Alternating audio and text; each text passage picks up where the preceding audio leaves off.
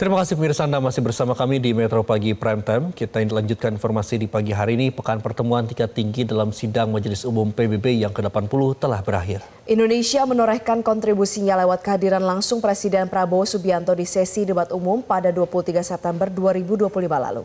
Hal itu tidak terlepas dari kehadiran Perutusan Tetap Republik Indonesia atau PTRI untuk PBB di New York yang menjadi ujung tombak diplomasi Indonesia di organisasi multilateral tersebut.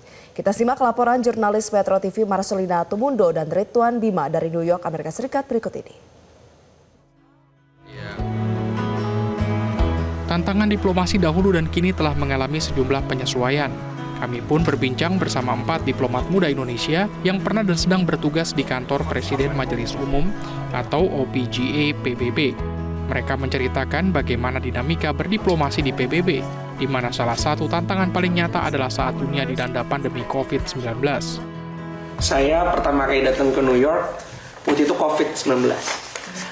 Dan itu memberikan suatu pengalaman tersendiri bagi saya karena saya lihat betul New York, the city that never sleep, dan seluruh dunia berhenti pada saat itu.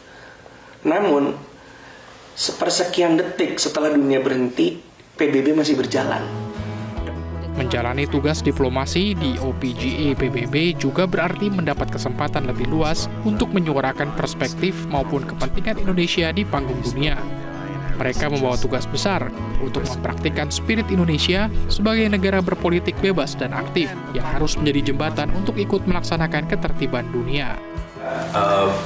Sebetulnya Indonesia itu negara besar itu bukan dilihat karena kita firm terhadap posisi atau kepentingan nasional kita saja, tetapi kita lebih dilihat sebagai bridge builder. Jadi kita bisa masuk ke grup mana aja, kita bisa ngobrol dengan siapapun, kita bisa ngobrol dengan negara-negara yang terbelakang, kita bisa ngobrol dengan negara yang so-called negara maju, negara besar, negara kecil, kita diterima di semua grup gitu.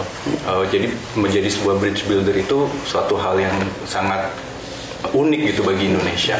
Jadi kalau misalnya kita memang bilang diplomasi Indonesia itu mendayung di antara dua karang, kita sebetulnya nggak fokus di karang ya, kita fokus bikin airnya lebih luas biar bisa dilalui semua orang. Mungkin itu sih kalau dari saya. Tantangan lainnya yang akan terus berkembang di masa depan adalah penggunaan kecerdasan buatan atau AI. Para diplomat Indonesia terus bersuara untuk memastikan Indonesia maupun negara berkembang lain bisa turut menjadi pemain utama melalui transfer teknologi dan penggunaan AI yang diatur secara berkeadilan. Negara-negara itu sudah ramai membahas bahwa dengan perkembangan artificial intelligence kita butuh satu mekanisme tata kelola global di PBB gitu. Dan itu nggak mudah karena buat beberapa negara-negara yang punya teknologinya, mereka nggak mau dong diatur oleh sebuah lembaga PBB. Mereka maunya kita yang punya teknologi, kita yang atur. Dan itu seperti negara-negara AS, Jepang, Inggris, mereka sendiri punya forum sendiri, punya tata cara sendiri, punya norma-norma yang mereka ingin tularkan ke negara-negara lain. Sementara buat negara-negara yang tidak punya teknologinya kan negara-negara berkembang, buat kita mau minta Amerika Serikat misalnya coba dong dengarkan kepentingan negara berkembang bahwa kita tidak punya teknologinya, kita butuh teknologi transfer. Pembentukannya sekarang, tapi kerasanya di masyarakat Indonesia mungkin 20 tahun lagi ketika menggunakan AI. Oh ternyata AI yang saya gunakan lebih aman karena diplomat kita 20 tahun yang lalu negosiasikan bahwa tolong dong peduli kalau membentuk algoritma AI, bagaimana dengan bahasa Indonesia? PBB sebagai pemersatu negara-negara pasca Perang Dunia Kedua kini dilanda berbagai krisis, baik secara finansial maupun relevansinya di mata publik. Namun, para diplomat Indonesia percaya bahwa reformasi sistem multilateral diperlukan karena perannya begitu krusial untuk mempertahankan narasi yang benar dan layak diperjuangkan untuk perdamaian dunia. Panggung terbesar untuk memberikan suatu parameter mana yang benar dan salah itu harus diperjuangkan. Narasi yang benar, narasi yang adil bagi suatu negara itu harus diperjuangkan. Dan disinilah sebetulnya para diplomat itu harus berjuang. Meskipun keputusan-keputusan yang diambil oleh Majelis Umum ini sifatnya tidak binding, tapi dia memiliki kekuatan politik dan moral yang paling besar karena mencerminkan mayoritas dari warga dunia. Kiprah para juru runding di kancah PBB mungkin tak langsung berbuah dalam semalam. Dibutuhkan ribuan pertemuan formal hingga informal untuk menghasilkan piagam resolusi deklarasi atau berbagai bentuk perjanjian yang bisa diadopsi oleh negara anggota.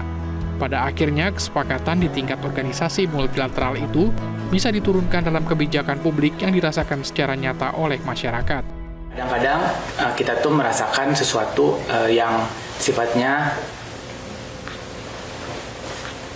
taken for granted gitu, yang kita tidak tahu bahwa sebetulnya di balik keseharian kita itu banyak yang mengurus itu. Contoh misalnya ketika kita akan mengirim barang, kita memesan satu barang lewat aplikasi gitu ya, kita hanya tahu dengan sekian gerakan tangan barang itu ada di rumah kita. Sebetulnya di balik itu ada kesepakatan-kesepakatan bahwa barang ini datang dari satu tempat dan dibawa kemana, standarisasinya seperti apa, siapa yang akan membawa, mengirim.